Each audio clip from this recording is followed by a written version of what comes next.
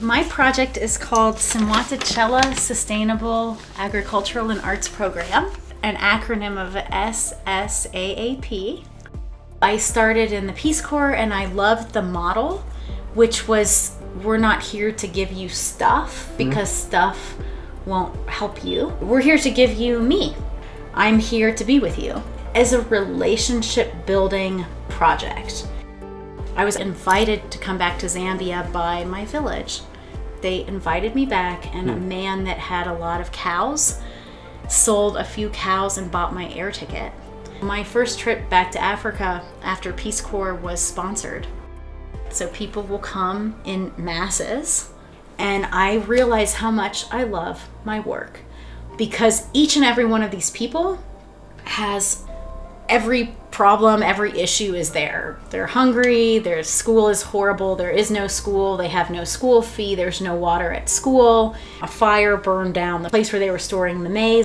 And I just try to cut and paste whatever resources I know that we have into their particular problem. I can honestly say that my project in Africa is because of the Africans.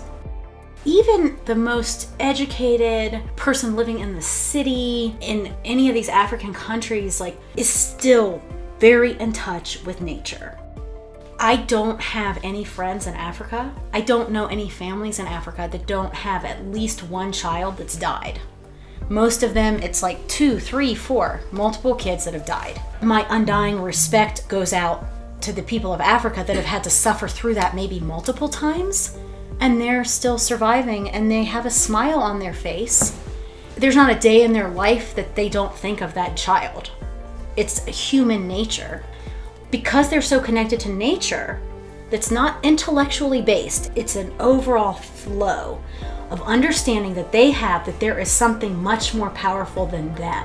And in the West, if something happens to our children, it's the end of us. We can't function. And I understand that. I'm the first to say, if something happened to my daughter, I'm finished. I deeply and profoundly respect an entire continent of people that's had to live through incredible sufferings. And they do it with such beauty and grace. Against all odds, they will rise. I'm very lucky because I get to stay with the people, so I know what that water means to them. So it changes what it is to me.